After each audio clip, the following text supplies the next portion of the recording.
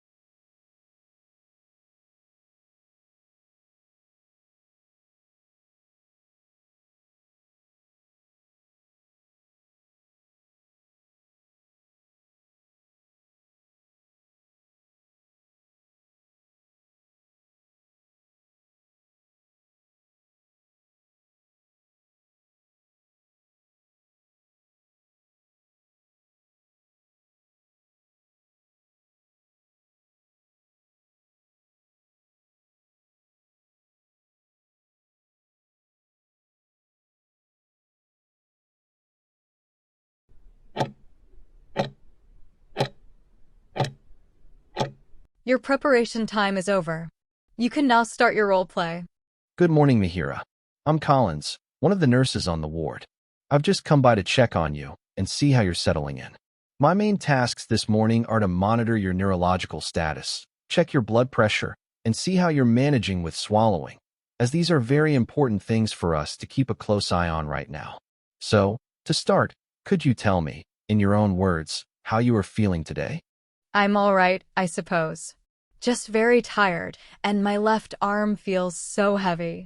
It's like it's not really mine. Is that normal? That heaviness and that feeling is very common after a stroke, Mihiraa, and I'm glad you shared that with me so openly. Thank you. What you're experiencing with your left arm is called weakness or hemiparesis, and it's exactly what we expect to see after the stroke you had. The stroke has temporarily affected the communication between your brain and the muscles on that side, which is why your arm feels heavy or not quite your own. Some people also find that their speech might be a little slower than usual, or they might have some trouble swallowing for a while, and these are all common effects that we watch for carefully. Your brain needs time to heal and begin sending those signals again properly. However, I want to reassure you about your current progress because there is good news. Your vital signs, like your blood pressure and heart rate, are stable today, which is an excellent sign that your body is handling this well. The therapy team has also already been informed about you, and they are ready to begin working with you very soon to start your recovery journey, helping you regain strength and function step by step. It's just scary. I don't want to fall or get any worse. That's a very real concern, Mihiraa, and it's exactly why we do such close monitoring. Because of the weakness down your left side, your risk of having a fall is higher than normal, so we need to be extra careful with how you move. Also, when someone is less mobile, there is a risk of developing pressure sores on the skin from staying in one position too long, and sometimes secondary infections can occur if we're not vigilant. By checking on you frequently, repositioning you gently, and assisting you with movement, we can actively prevent these complications from happening in the first place. It's also why it's so important that you know exactly when to get help immediately. If you suddenly feel the weakness in your arm or leg getting much worse than it is right now, or if you notice any new changes in sensation like numbness, tingling, or if the limb feels completely different, you must press your call bell immediately so we can come and assess you. Please don't wait or try to manage on your own, because your safety is our absolute priority right now. I will. So, you'll be checking on me a lot then? Yes, exactly.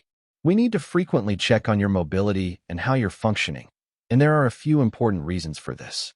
First and foremost, it's about ensuring your safety, making sure that when you do try to move, you're stable enough and we're right there with you to prevent any falls or accidents.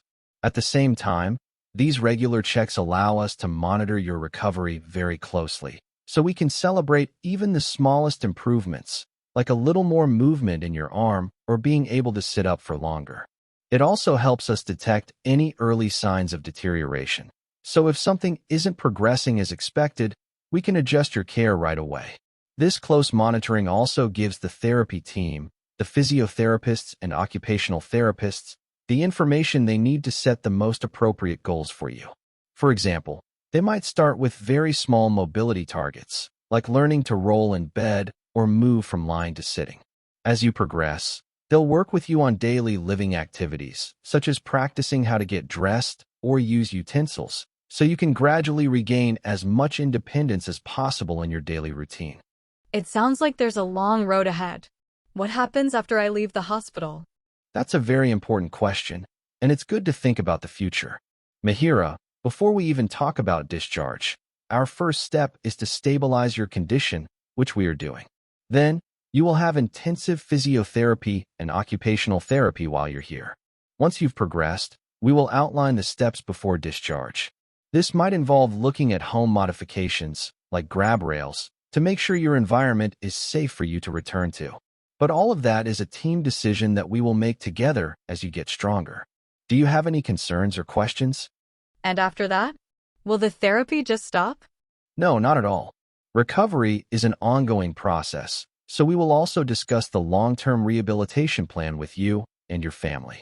This could mean continued therapy either here in the hospital, at a rehabilitation center, or even with therapists who visit you at home, all with the goal of helping you regain your independence step by step.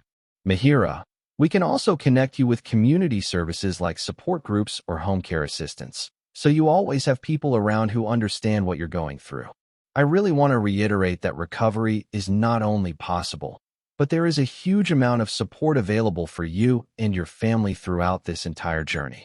We are here to help you every step of the way, and you will never have to figure this out alone. Thank you, Collins. That gives me a bit more hope. Thank you for explaining everything so clearly. I feel a little better now. You're very welcome, Mihiraa. I'll let you rest for now, but I'll be back to check your blood pressure a little later. And press the bell if you need anything at all.